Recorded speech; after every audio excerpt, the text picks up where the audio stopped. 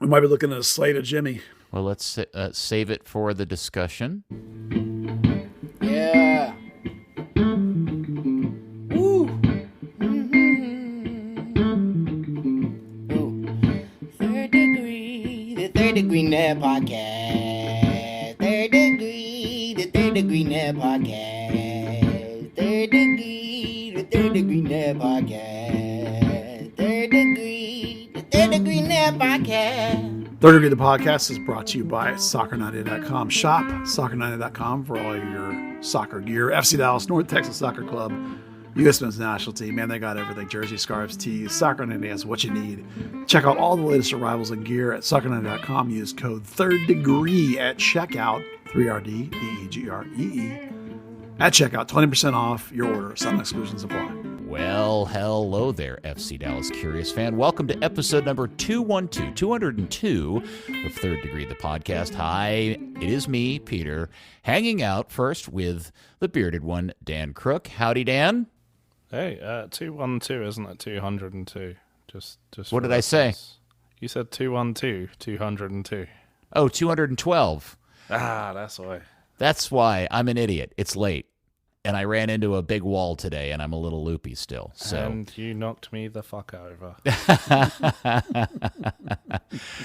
Well, you shouldn't have gotten in my way. So, yes, I'm sorry. It is episode 212. And thank you for helping rewire my brain correctly. And, of course, your hero, my hero, everybody's hero, the good Buzz Carrick. Come in, Buzzard. Peter, how are you? Hopefully both of y'all enjoyed the media game today. It was a good treat. It was fun, as it is always to be able to go out there and play a little footy on that pool table of a field. It's amazing. It's lovely. Alan and his team do a great job on that field. They do. Every time I go on it, I'm stunned by how massively big it is. I know fields I played on when I was a kid weren't quite that big. They were probably close, but they sure seems like they're a lot bigger now than they were when I was young. It's intimidatingly huge. Oh, I man, completely agree with you on that. Yes, for sure. And breaking news, Oscar Pereira's cousin is really good at soccer. Shocker. Nacho. Nacho's quality. He's good enough that they use him in drills when they need a body. They'll stick him in, because most of the, or Lucene too, but past Lucene, they'll grab him. Lucci used to jump in girls all the time, but Nico doesn't. And just to set the table for anybody looking at their podcast player going, what are they talking about? The club had a game today, a media game today. It was kind of a mix of media and club staff, and it was they used to do it pretty regularly. This is the first one they've done since 2018. It was a lot of fun, and I very much appreciate the invite. It's always fun to go play on that field, obviously, for all the obvious reasons. All right, let's get into what we are here to do. It was the worst kind of sucker punch you could totally get.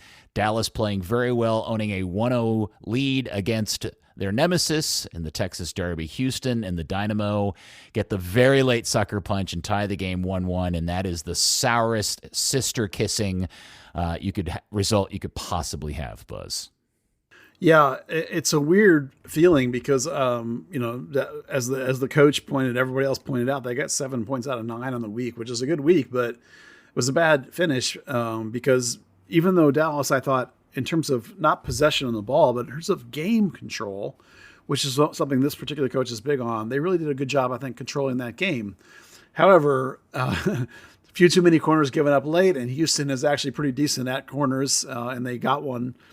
Corners are always chaos anyway, because you can not play very well, and you get a couple of corners, you can win a game, and that's what happened. In this particular case, was the not a fluky corner, or actually a pretty decent one, head onto the back post, but unfortunate for the good. I thought the Dynamo did a really good job of clearing that space. I mean, it was clearly, at least in the couple of times I watched it, it looked like it was a thought-out kind of strategy of pulling players out of the way and letting the giant Icelander get in a good place, and he did a really good job with it. So I actually noticed what I thought was a series of corner plays that they had set up all game. They rarely sort of just lumped it in. They almost always had like some kind of thing to try. Some of them were better than others, but not many short corners from them, which is something I really believe in, is not the short corner just because, when the ball is close to the net, chaos can happen. For example, like the way Dallas scored, it wasn't a corner kick, but it was a good lumped in ball into the box, and Facundo of all people got free and headed the ball down and towards goal. And that's why you head it down towards goal. It's because things happen. Yep. And put players on the posts, importantly. Yeah. Yes. That's important. Yes. Yeah. So lots to talk about in this game, but I think we do, for all the derision and writing and criticism we've had of the guy over the years since his time here, I do want to take a minute to continue to express my amazement at the, I don't know where Nico found the switch, but he's flipped some sort of weird switch in Jader Obrian. You named him man of the match. This is now, the third game in a row where he's looked like a player transformed. And the best example I can make of this is it kind of has that Michael Barrios on this verge of being sold, and then, Ferreira flipped his switch and he was a great player for the club for a long time. It kind of feels like that, Buzz. Yeah, if he would play at this level, and it might even be 2 or 3 weeks, including back when I talked about how he was doing really well in training. The value you pay for him, the money that you pay for him, is actually relatively good value if he plays like this. It's the first 2/3 of the season to this point that were not great, but he is vivacious. He is a decent locker room guy. Everybody kind of likes him, but. This game, he was phenomenal. He had 6 shot-creating actions, which is twice the next best guy on the team. He was 2 for 2 on take-ons. He had 4 progressive passes. Of all people to have progressive passes, that guy. That's the second best on the team. He had 3 key passes, which is incredible, and he drew 6 fouls. They obviously didn't know what to do with him. And overall, his passing as a wing was 77%. It's amazing. So, listen, it's not just that he's getting into the box. It's the connectivity, right? That 77% passing means he's integrated into the play. So much of this year, we talked about how he was on his own out there running around. Whatever has changed, for whatever reason, if it's the system, or maybe it's just Ensebling being in that slightly higher position, perhaps, or something, whatever it is, the guy is now linked into the team, and it's making all the difference for him. It's incredible. Yeah, Dan, I can't believe I'm about to say this, but part of me actually feels like when Paul Arriola is healthy and ready to go, I'm not sure I want him to go ahead and automatically start. I want to ride this Obrian train as long as it goes. I'm right there with you. I mean, Paul's obviously not had a bit of a tough season. He's had a few injuries now, so we'll see when he does eventually get back. But yeah, it seems like mentally he's just turned something on, almost like matured right before our eyes. Talking to coach and some how of the old players, is how old is Obrian? 28, 29. Okay. Yeah, he's not young, but I mean, for a player to go through that at that age is pretty special.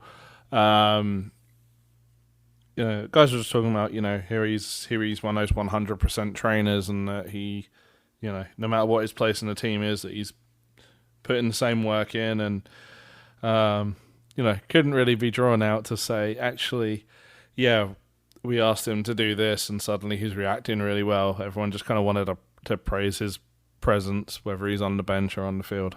By the way, he turned 28 a week ago. Wow.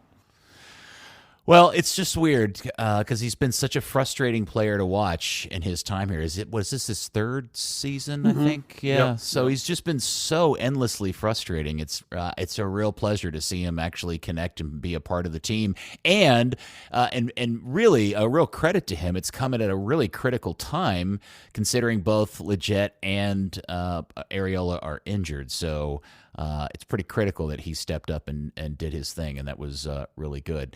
So, Buzz, overall, let's talk about the game in a more, you're the Buzz way, and talk about some of the tactics and the lineup and other things that you noticed in the performance. Yeah, well, the basic lineup these days, when Seeking Ensebling plays, they've been putting him in more as a 10-like player. Again, we talk about this all the time. You still want a lot of defensive effort out of that guy. It's not like a 10 of old. But it means that Paxton, when he plays like he did in this game, is deeper in a double pivot kind of situation. And then there was a change I thought I was noticing over the last couple of games about when they were pressing.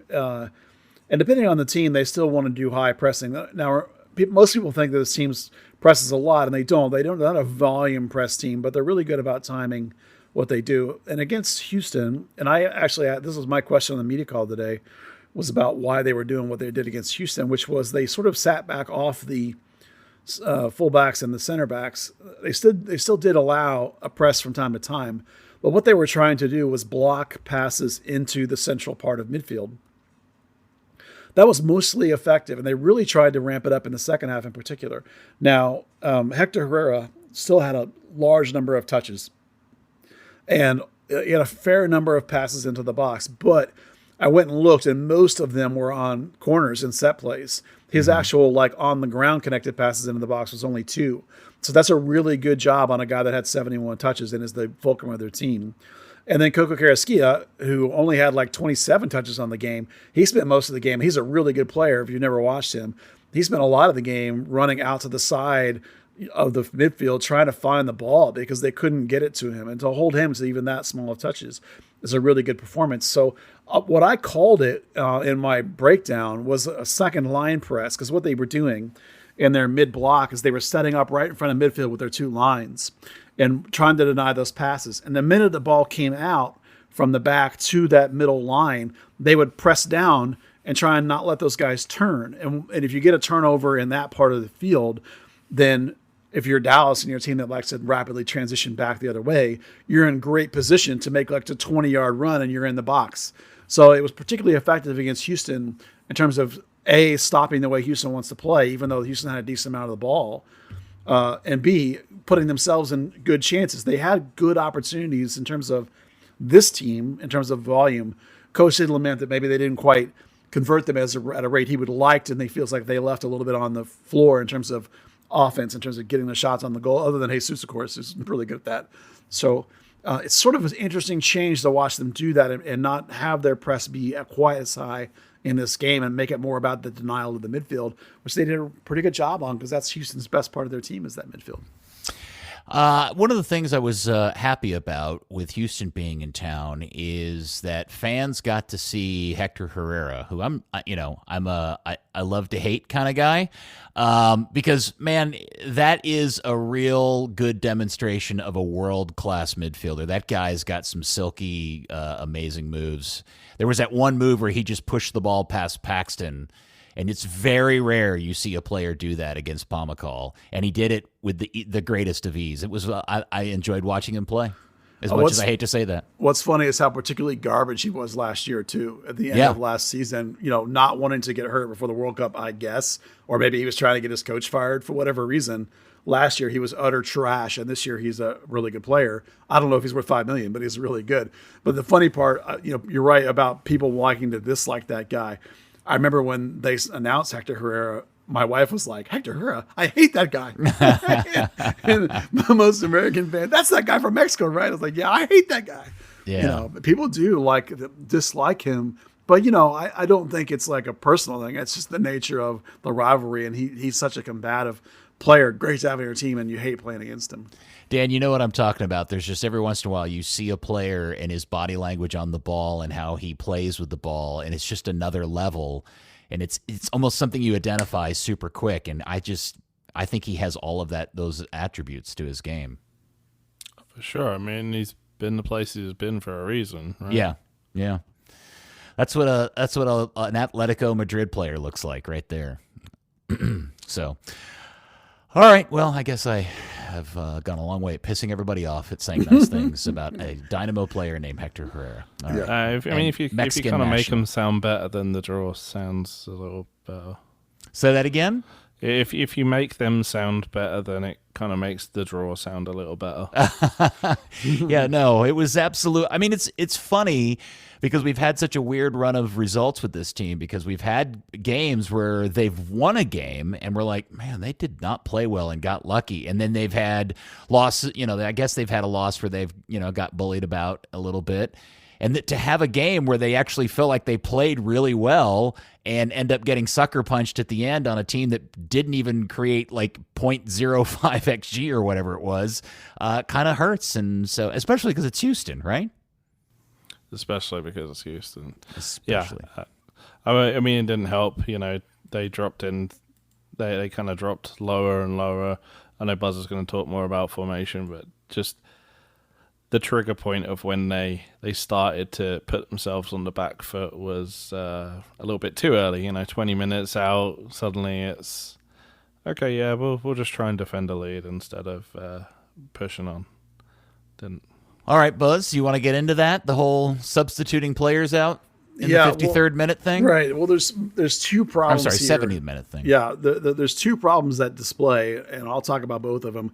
The first one is you guys have heard me complain about how stupid the 5 subs rule is and how much I hate it. Well, the thing is it is the rule. So use it. Use all 5 subs. Don't just sub 3 guys. Houston went in all on 5, and they got fresh legs, and one of the fresh guys is the guy that scored. So you have dudes on the bench. It's not all guys he doesn't trust. There's some guys over there you trust. Go ahead and bring them in. Use them because you can. Sometimes in this day and age, I think you no longer want to sit on those subs because they make such a difference to change the game completely when you have half your team has been changed, right? I mean, Why not? Okay. I hate it, but it is what it is. So the second question is, was the right tackle decision made? And the one that changed the game the most was the last one in the 83rd minute, which was Sam Jonka coming on for Velasco. Now, that's an interesting stuff for 2 reasons. One is it takes off the best free kicker you've had in a long time. I said the other day since Christ, but you have to throw Michelle in there too. So, he's a guy who can, A, relieve pressure when he's playing smartly by holding the ball or dribbling the ball, and B, if you do get a free kick, you can take advantage of it. So I'm not sure necessarily he was the right player to come off, but I do understand that he was injured lately, so maybe they're not ready for him to go a full 90. So okay, the thing about Junka coming in that spot is it's a defensive shift, and you're going 5 at the back. You have the 5-4-1 basically. I'm not averse to that when you're getting close to under 10 minutes left, not including injury time. I don't hate that. I'm not mad about the shift per se.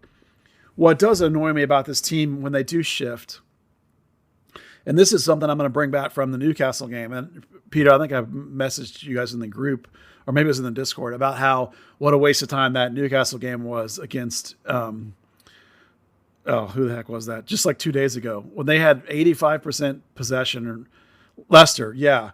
Leicester had 11 guys in the box the whole game. It was awful. There was no soccer being played at all. It was just stupid. But I was watching the Leicester game, and I had a thought, Leicester play, and I had a thought from it that I wanted to bring to FC Dallas. And the difference between their success in keeping Newcastle out for 90 minutes in a low block that was way worse than anything Dallas ever does, and this 4-5-1 at the end of the game was that something I've talked about before, which is that the difference between being a passive block and an active block. So when I was watching Leicester, every time anybody from Newcastle held the ball, Leicester was coming hard, throwing bodies, charging, getting out, closing down fast. Well, when Dallas does it, when they shift, not all the time, I'm talking about after they shift into this defensive block, this defensive 5-4 or 4-5, depending on what game it is, a sort of passive mentality comes over them, and they all just kind of stand there in the block. They stop closing down shooters and they stop closing down crossers. And so you're getting these long range shots, or you're getting these crosses into the box. In this particular case, you got a corner for it. So the problem here, in my mind, is not the actual change of shape or the personnel that you chose. It's that for some reason, this team deactivates their brain and goes into a static kind of mode.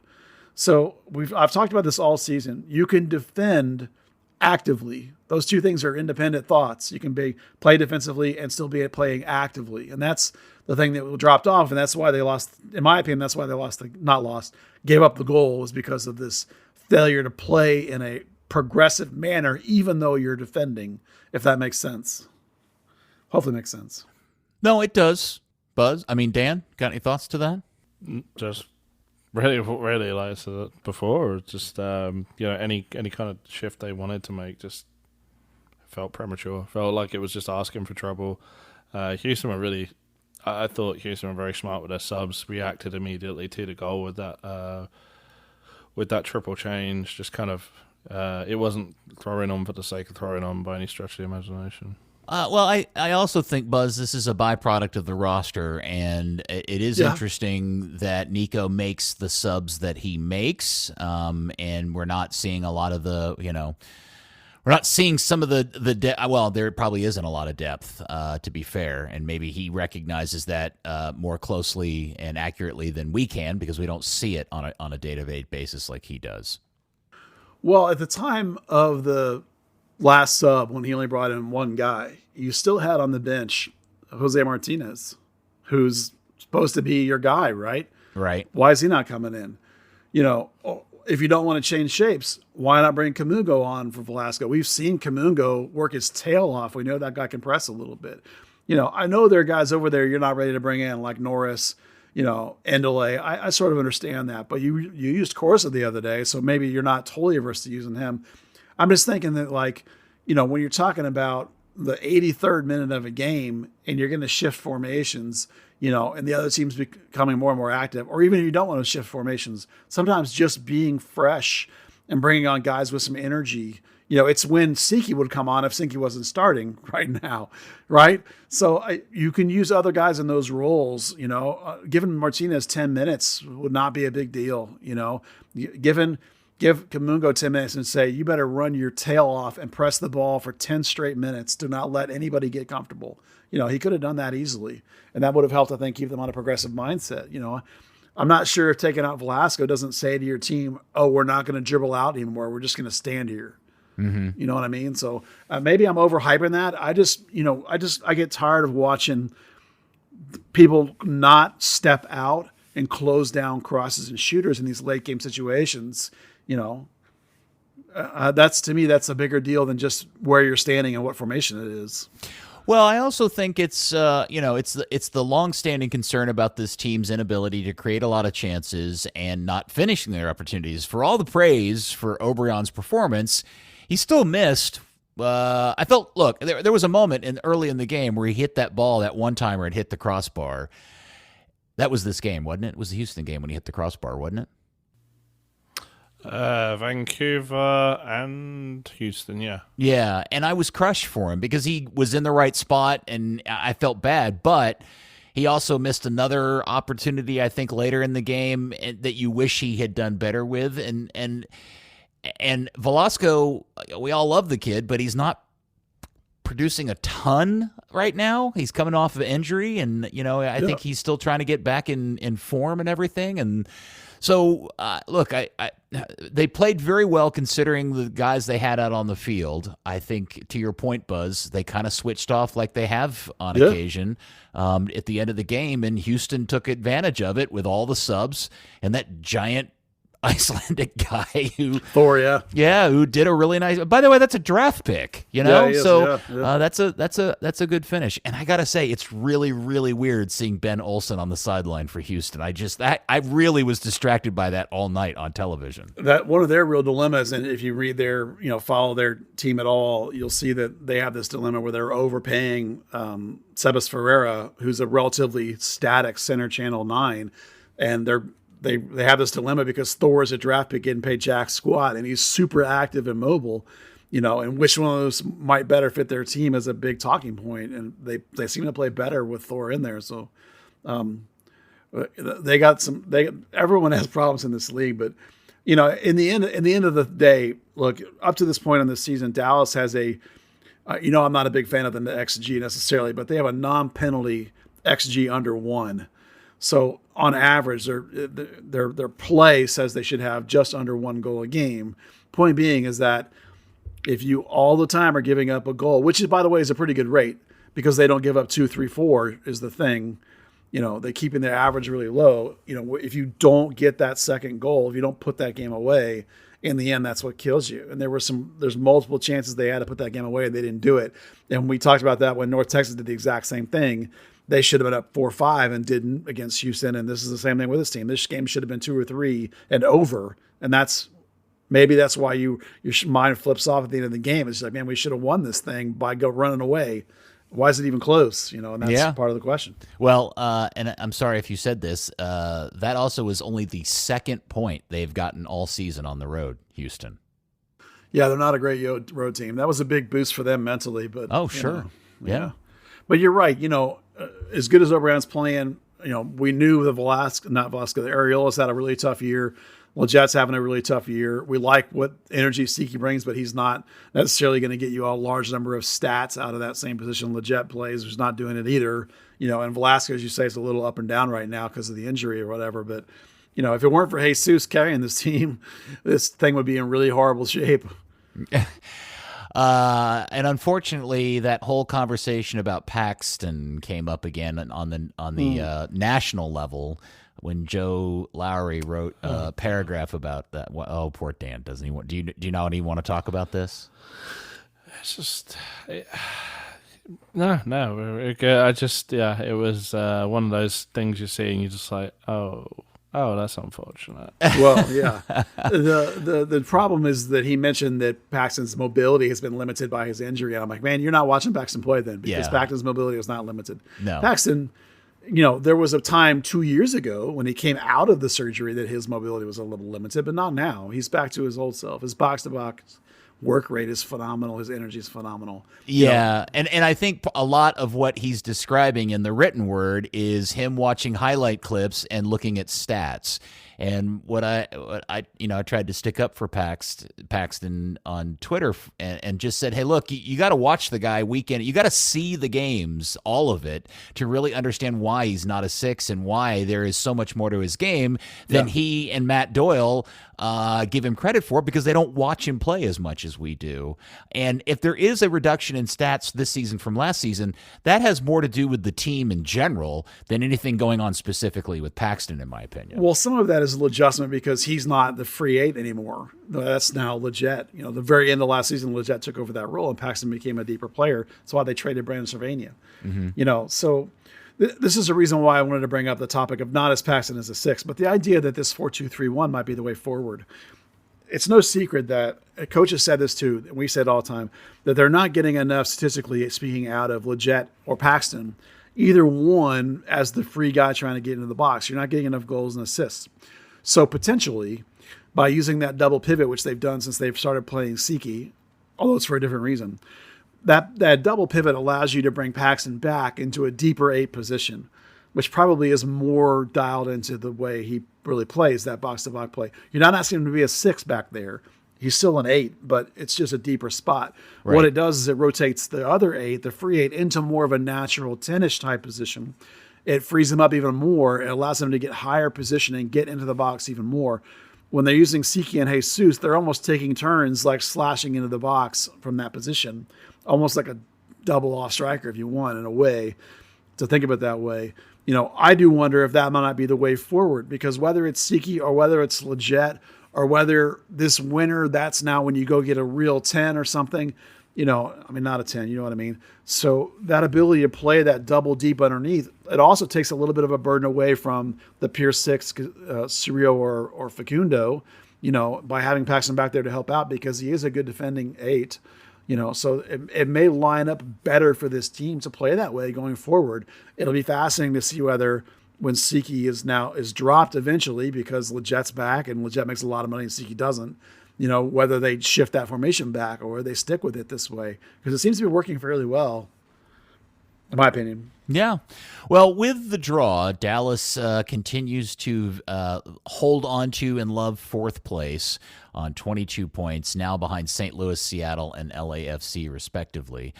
Houston finds themselves right on the south side of the breaking line. Austin somehow has snuck into 9th place.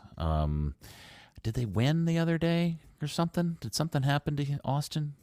I guess they did, because now they're in the playoffs on the play-in game. So that's how that played out. So now Buzz come up. They got to make a road trip out to Cali, Northern Cali, to go hang out with their old coach, Luchi Gonzalez. And I wonder, because St. Louis or San Jose, did I say they were going to St. Louis or did I say they were going to San Jose? You said San Jose, I think. Yeah, okay, all right. Well, like I said, I ran into Dan at a very, very fast rate of speed, and I may have gotten a concussion. They're going to San Jose, who are in 5th place. They are 4 points behind Dallas on the same number of games, and I'm sure Luchi's going to have his dudes fired up for this one. Yeah, in a way, these guys are from the same tree, in a sense, because While Lucci says his two biggest influences are Oscar and Charles Hyman, Lucci did come out of the U.S. sort of coaching system. He does go to a lot of national team, trainings. He was with them as an assistant when Nico came here. Remember, he sort of replaced him on Berhalter's staff. So these two teams play with a lot of the same philosophies and mentalities and instructions as Nico called them. So, it'll be an interesting case, a little bit of a chess match to look for. Which coach might make some small adaptations to take advantage of the other, perhaps, having some familiarity with the way that the team's going to play and operate. So that's something to watch for. On the injury front, however, the news are not great. Giovanni Jesus took part in like a half day today, so they're kind of going to see how he reacts in the next day or two. So there's a potential he might become available. But Ima Tuamasi's been really good defensively, and I think that Giovanni has had a couple of bad road games. So I think it's fairly likely you stick with Tuamasi on the road, just in general terms, quite frequently, and specifically in this one because Giovanni will just be coming back. Paxton had some time off. They gave him a little time off because he's a little sore. So again, he's a guy they're going to kind of just see how it goes the next day or two. There's lots of questionables as they'll show up on the list. Martin Paz, however, is a problem because he's not. It's just discomfort and pain, apparently, but it's not getting better as fast as they would like. This coach said this on the conference call today. So again, they're just going to see how it goes the next day or two. He did not sound optimistic, coach didn't, that he might get Martin Paz back. So that's worrying. He sounded slightly worried about how long it's taking. No offense to Jimmy, but I think everybody knows that it would be Paz in a heartbeat if he was not in this problem. Sebastian Lletget will return to training Monday, so he might make the bench next week. And then Paul Arriola is a little further away. He might be able to get back in the mix for Nashville, which I think is in 2 weeks, or in the middle of the week after that, possibly. So there's a lot of dudes still out or questionable on that list, which leads us to something similar to what you've seen going forward. Really, your only questions are going to be, with your three center backs, which ones play. And that's as good a guess as any. I really think Tafari should be a lock to play, but we'll kind of see how this coach goes. He seems to want to rotate even when I think sometimes it might not be necessary. Farfan looked fresh still. I think Tuamasi will hold the spot. I would probably maybe expect, since Martinez had Wednesday off, probably Tafari and Martinez as a center back pairing, perhaps. Facundo probably keep a spot, although there's a midweek game, so you could see a rotation there with Cerrillo. It's hard to know. If Paxton feels good, it's Paxton, because if Paxton were to be out for some reason, then your midfield is a real problem, because then you have Siki and then you have what? Say so. Yeah, well, you'd end up probably with that double six look that they did the other day when they had both Facundo and Cerrillo in there together. That probably is the adaptation. And in fact, if Paxton's really struggling, you might start with that anyway, and try and kill the game on the road like they do, so that keep an eye on that trio. And then the front is obvious. The way Velasco, Obrian, and Jesus are playing, those three will be obvious. So really it's just how does Paxton feel? Because that affects your midfield pretty dramatically. And then which of the two center backs will you play with, or of the three, which one in my mind do you play with Tafari this weekend? I think it's probably Martinez, probably in front of Jimmy. It seems like, as much as we all don't love that might be what it's going to be for a bit.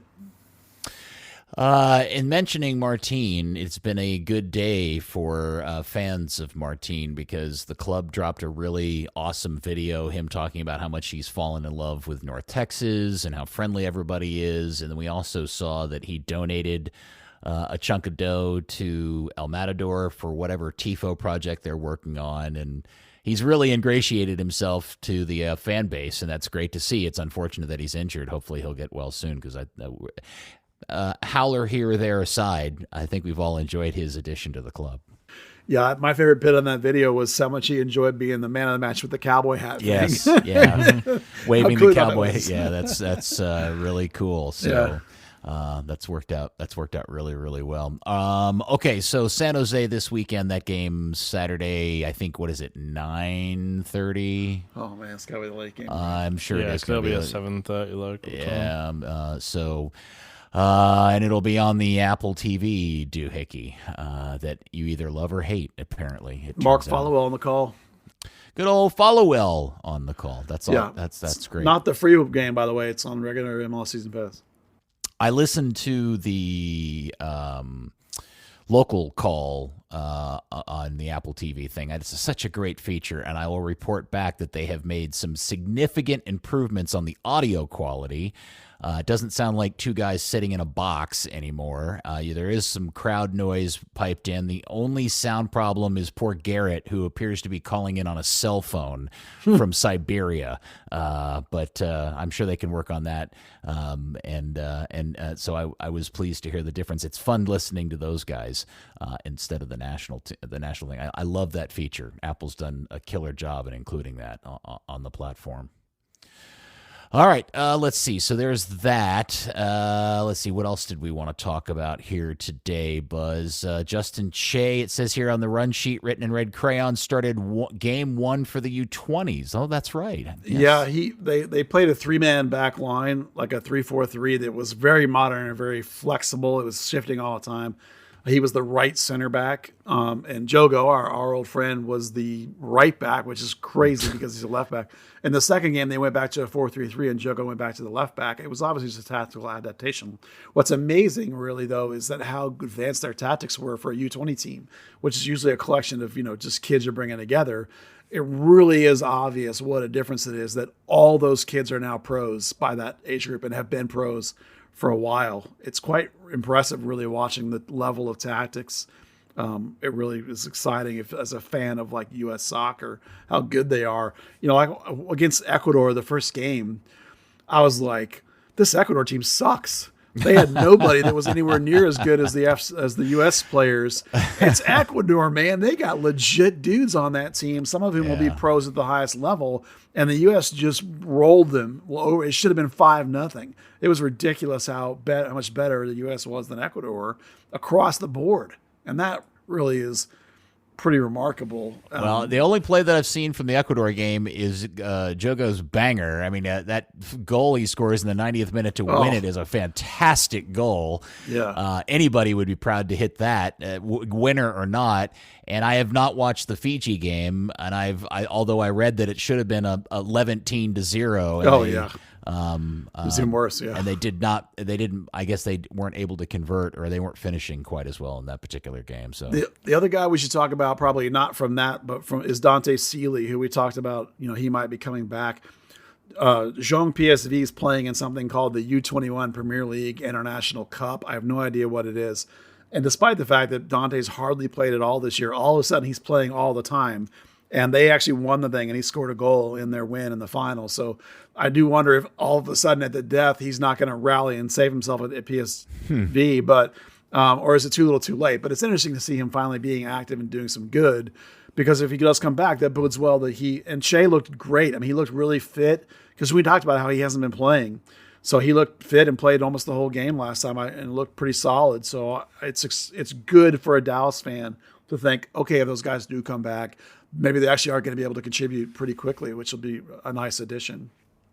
Hey, help me make sure that I'm thinking of this correctly. Pepe is in line for a transfer to PSV, correct? That's what they're talking about. That's the rumor, yeah. All right, so they just fired their coach, or he quit. Yeah, they fired Van Nistelrooy, and this is why I'm bringing this up, which is that a red flag that maybe we should all be worried for Ricardo, if that is in fact where he ends up, that appears to be in a bit of disarray, and there's some sort of and at least the headline says player revolt. That doesn't sound good. Well, it depends on whether they would get a guy that would, that was brought in for that correct system that the org has, that they're getting pieces for. That's the thing, is the fit, right? It's okay if they change coaches if the next guy wants a player like Pepe, or even more specifically wants Pepe. That's a huge part of what we talk about when you go. Like Brian Reynolds went to Roma, and the coach that was there was like, yeah, this is going to be awesome. And then they fired him, and then you got Jose Mourinho, and that was a horrible, horrible situation for Brian as soon as Moreno walked in the door. So it's not Brian's fault. That wasn't the coach when he went there. And Pepe, was first place he went to was a team that didn't provide service to a striker. Pepe's not a pick it up at midfield and dribbles 50 yards guy. He's a got to serve it to him guy. So it's like, he could be the right guy for PSV. The nice thing about that situation, I hope, is that he's playing in front of them every week, right? They're seeing him up close and personal. So you hope they really know what they're doing when they come for him. That's a great club, man. That would be really hard to turn down, PSV. Well, unless they end up hiring the wrong guy and it turns into a bad. I mean, that's the reason why I'm worried for him. Is you don't want it to turn into a Brian Reynolds situation, or for that matter, a Weston McKennie situation. Yeah, so, where's Weston gonna go? Yeah, well, who knows? But Weston really got a bad deal in the Leeds situation. I'm not sure he necessarily helped himself with a lot of his performances, but that aside, he did get kind of a screw job with the Jesse Marsh situation. So I just happen to notice that. And by the way, Dan, would you ever imagine Ruud van Nistelrooy as a dick coach? I mean, I never took him as that kind of guy. I mean, I guess every great player has to have a bit of a ruthless streak. But yeah, it was. I mean, he was always portrayed as the nice guy, the methodical guy, and I don't know. I mean, the whole thing seemed very abrupt today, and they've just gone through two club legends, had Van Bommel now. Oh, that's right. Gone through Van Nistelrooy. Got to wonder how much of it is kind of who in that club, because that club's owned by Phillips. That club has never been owned by anyone else, so it's not like ownership change or crappy owners that are gonna be gone in a week. It's an enormous brand and a group of players and stuff. And if you would have asked me up front, I would have said that's a perfect kind of guy to coach Pepe. Just like if you told me Lewandowski was going to be a coach, I'd be like, great. Van one of the best poachers of the late 90s, early 2000s, 100%. Yeah, for sure.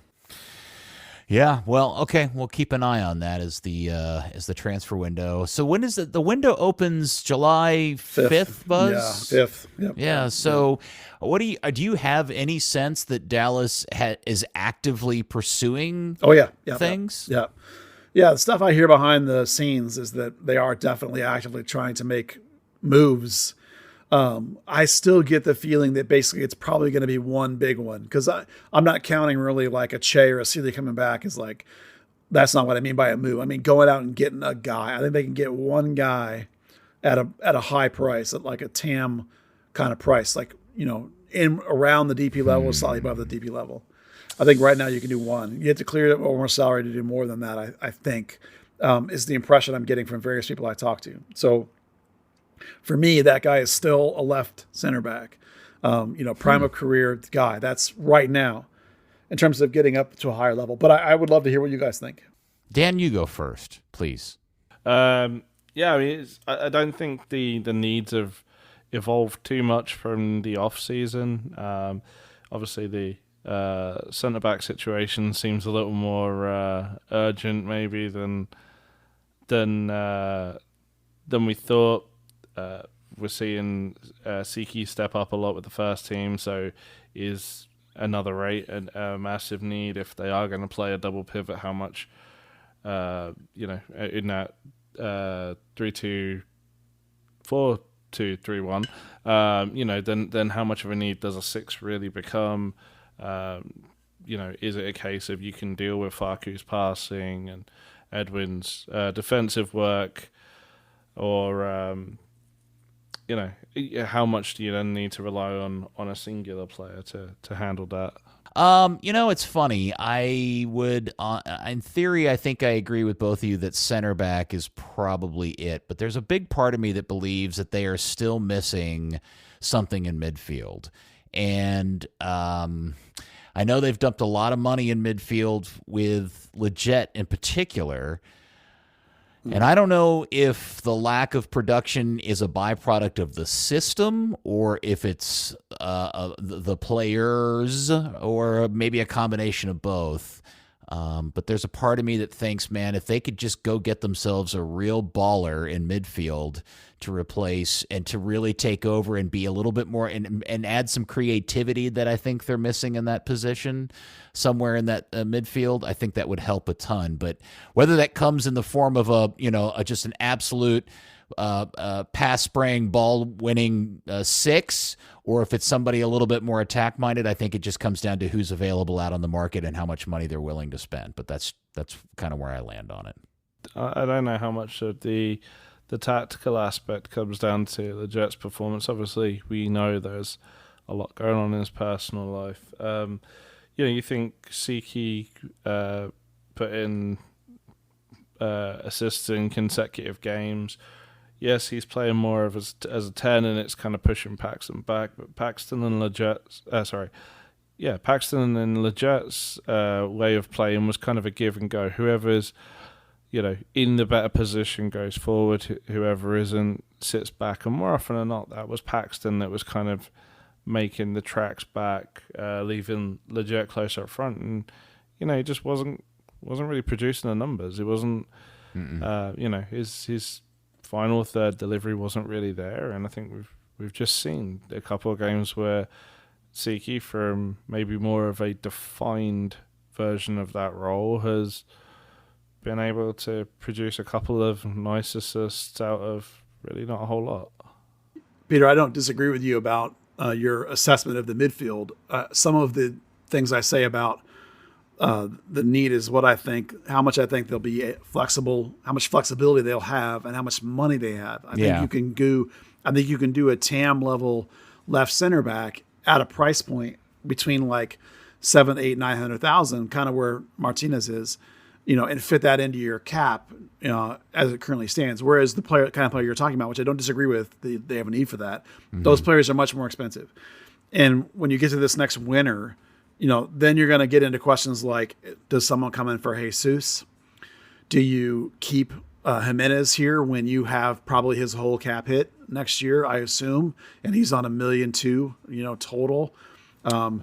Right. So that's going to be a hit. I mean, can he do the Jesus job if Jesus goes? I ain't seen much from that cat yet. So. Right. So Martinez possibly coming off the cap, Facundo possibly coming off the cap, but maybe you need to keep Obrian at that point because of the value you're getting from him. I'm just saying that like the midfield forward conversation gets really tricky potentially this winter, whereas I think you can get a prime of career center back. There are more of them available. The market in general is a broader market this summer than it is in the winter, but there's also the dilemma of what you have. And so I don't think they have enough to get the kind of player you're talking about now, but they do have enough to get a center back now, and you have to leave the rest for later. Hopefully you're laying the ground of conversations though. Hopefully, come January or even December, you're going to have a guy lined up that you're like, hey, we've been talking to this guy for 6 months.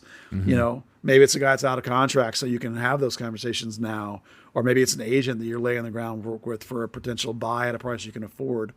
Those are much more complicated questions than can I go out and get one center back right now? Because I think you can. Well, one thing to keep in the back of everybody's mind is we're on the tail end of feel-good times with the Hunts because they made an absolute ass load of money off the Pepe sale, and that was the driver that allowed them to do a whole bunch of stuff that we had never seen them before. But the reality is that since that sale, they ain't sold anybody. And the fact that Justin Che didn't go for a pretty penny probably has come as a bit of a surprise or maybe a disappointment.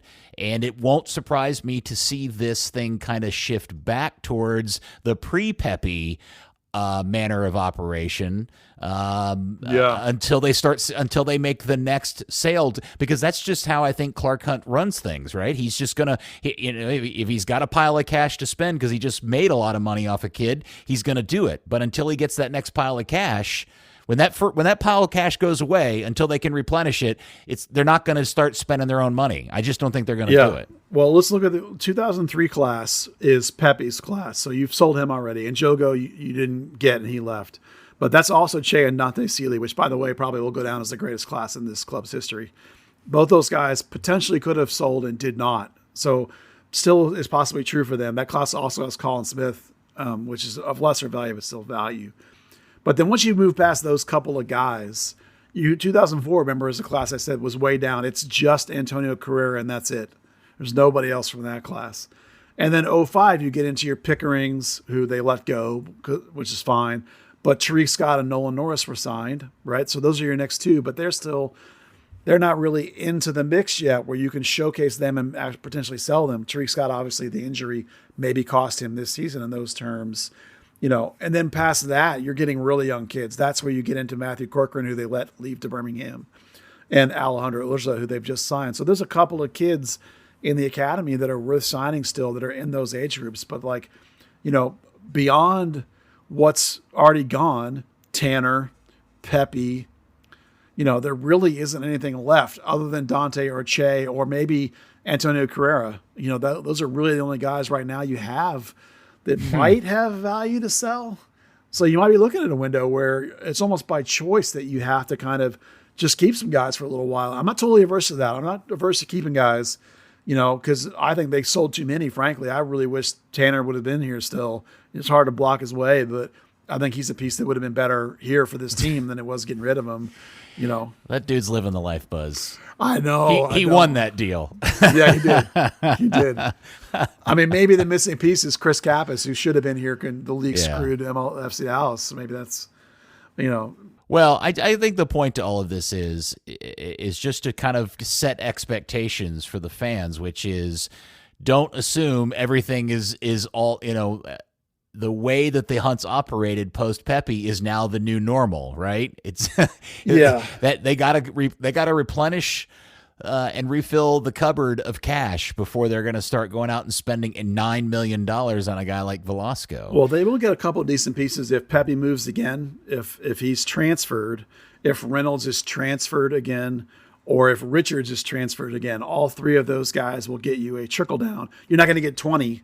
But, you might get a couple mil off of some of them if they are transferred for a nice chunk. Will they get anything? Or yeah, no. If Reggie gets paid for. Oh, yeah, Reggie, yeah. I think some of that money's come in, but you can't certainly count on what hasn't. I never can get a straight answer from anybody about that. Oh, Kit Talk break. Emergency Kit Talk break. Bye, Steve. Dan, have you seen the promo video? Speaking of Reggie and the club he plays for, Boa Vista? Boa Vista. Did you see the jersey reveal for their, I guess it's some sort of anniversary thing? Did you see it? I did not. So they've got a new all black kit that is a throwback. And the reason why I'm interested in your perspective is they've gone with the open collar that is kept together with the strings, the cross things. And I'm wondering where you land on that type of, I don't know what that is called. It's more like a hockey sweater kind of design. Lace up. That's the way. Thank you. But it's like a fixed lace up collar. And I'm wondering where you land on the lace up soccer collar shirt. I think they look classy as anything. I actually like, obviously, in soccer you can't use a real lace anymore. Right. I don't know why, but I actually like the way they've done it. It still looks like it laces up. It doesn't, look like those ones where some teams have done where it just looks like, here's a strip of fabric and this looks fake. I really like the shirt, don't get me wrong. I just wonder, I've never played or run around in a shirt with that kind of lace up, and that looks really itchy and distracting to me. Well, I mean, it's got, has it actually? I need to find a picture of someone who's not got an undershirt on. Yeah. My favorite Manchester kid of all time, Peter, is the lace-up sharp jersey in the Eric Cantona era. Oh yeah. I mean, I'm not a Man U fan, but that's a great jersey. Yeah, no, that is a. Some people hate a collar. I like a collar. I mean, I like all flavors. I like the collar just as much as I like a no collar. But the lace-ups are cool, man. On that Boa Vista jersey, it looks like it's got a strip of fabric behind it. So, I mean, okay. Well, maybe they'll sell enough of them they can pay off the rest of the money they owe us for Reggie Cannon. How about that? I'm just amazed that Reggie's still allowed to play for him.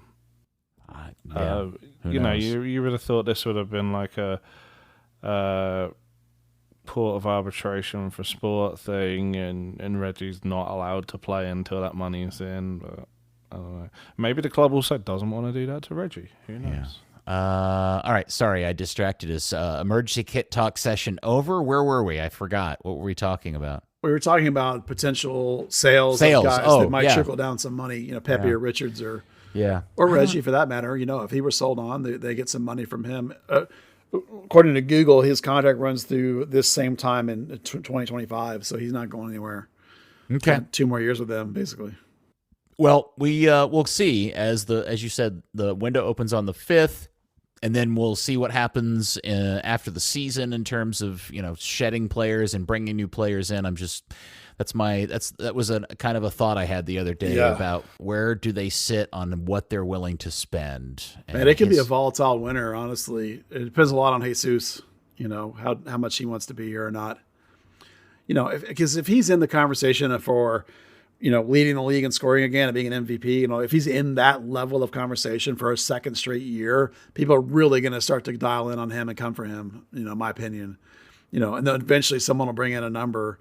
It's probably not going to be Napoli because usually that came out one really early. But, if you can come in with enough money, the Hunts will part with him. Man, when I think about Jesus playing in Europe, I can't put it in my head what I think his level is over there. I mean, I don't think he's a Premier League level player. Not today. No, I know. And I know he's still young. Well, he's bottom of Premier League and looking at the middle. I'm not talking about the big 6, but I don't know, man. I just. Oh, I do. Do you? Yeah, I'm not talking about walking in and starting for Manchester United, but No. But I mean, I watch these games with these relegation teams, and those teams are terrible. Okay, is he going to play? Would he start for Palace? Yeah, they only got one striker as far as I know. They could probably use an off guy. The fit's got to be right. But I'm not even. I'm just talking about levels, not necessarily specifically those rosters. I'm just saying, I just don't really have a handle on where Jesus's. Well, look at it this way: how much better do you think Almiron is than Jesus? And Almiron is a perfectly legitimate big time player in the. See, okay, and please, people don't throw tomatoes at me. I think Almiron is a significant step up from Jesus. Yeah, I really do. Oh, I wouldn't have said significant. I would have said a little better, but I think he's a full letter grade better than Jesus. Wow, do you? Yeah. I mean, look, I'm a big Jesus Ferreira fan, but I'm still.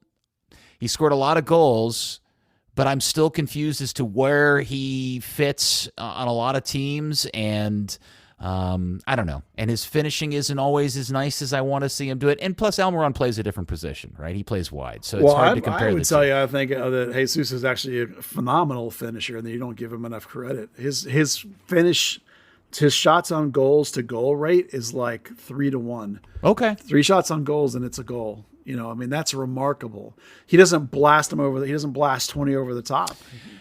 He doesn't take a high number of shots, but when he does, they're going in. Yeah. Okay. All right. Maybe I'm wrong about that. I still think Almiron is a. No, I think Almiron's better. I just don't know that he's massively better. Well, maybe Almiron's also 29. And Jesus is 20. Yes, and that's true. And that may be the difference, is just the fact that Almiron is just a more mature, more experienced player, and et cetera, et cetera. So maybe that's not a very good comparison. I mean, if Jesus is going to go, the key for me is that take an intermediate step. Remember that you are 20 going on 21. You're not 29. You know what I mean? One more step in between is fine. Don't go to Juventus. Go to, Atletico Madrid, or go to, Sevilla, somebody where you can play and showcase and take that next progression. We're Brendan Aronson, Jesus Ferreira. Right this minute, Jesus Ferreira is a better player than Brendan Aronson. All right, I would say I see them in somewhat equal terms, and Brendan's struggles in the Premier League, I think, would be similar to what I would anticipate seeing Jesus have, even if he's playing for a mid-table team. Yeah, that might depend on the team. I think Brendan will look better. I think Jesus is better than Brendan with this. They'd probably have pretty similar struggles, right? Because Jesus is not like the classic 9 like you necessarily want. He's a tweener. Right. Brendan Aronson more of that kind of 10 who just gets shoved out on the wing because nobody plays with a 10. Right. Which for Jesus, he can't play 10 because there's no 10. He's not necessarily the guy. Like you mentioned, Palace, he's not getting past Edouard. He's not getting past AU for that one spot as a striker. So where do you kind of put him then? Well, that's the Yeah. thing is like if you want to tell me that like he doesn't fit the way most teams play in the Premier League, that I could totally buy. He needs to be in a system that either A uses a false nine or B uses a two striker set, and then he could be that off striker. I would buy that the Premier League isn't a good fit in terms of style more than I would like he's not perfectly capable of sure. it. I mean, I think That's a running trend of Americans. You think about Breck Shea went as a winger to a team that played hoofball. Great. yeah. Jersey Outdoor twice went to teams where even when he first joined them, you were like, that's not his play style. That's not going to work out in any way, shape, or form. And sure enough, couple of bad games, and he gets booed out of the stadium. I think a good place for Jesus would be either one of the biggest teams in Portugal or a team slightly below the top, not in Spain, but not Madrid or Barcelona. Yeah. Atletico, Sevilla, Villarreal. I mean, I haven't looked at the table. Forgive me if one of those teams is way out of it and I'm just not aware. I'm just speaking of those teams in that second five in Spain. Would be a good spot in my opinion. I'd like to see him in the Dutch league. I think he'd play on and if he got on one of the better Dutch teams, I think that would be good for him. Yeah. It'll be interesting I to see do what think, however, happens. like better than Bruges though. Like if people start calling from like that, no, that's not good enough. I think you could stay here and score 20 again and do yourself better than you would going to someone like Bruges. Well, so that's an interesting part of this conversation, which is it so bad if he stays and becomes a lifer at Dallas? I mean, he's making, well, I mean, you know what I'm saying. I mean, if his next big deal is to stay here in Dallas and not go to Europe, he is making ridiculously good money, right? And I don't know if he moves to Europe, if that means he instantly makes a huge jump in salary, especially when you start taking taxes and stuff into consideration, right? So it's a lifestyle thing too, and I don't know Jesus at all, so I don't know what his dreams and goals are either. Well, they have him under contract through 2025 and then a 2026 option. So we're probably putting the cart before the horse a little bit in terms of like, he definitely was invested in being here.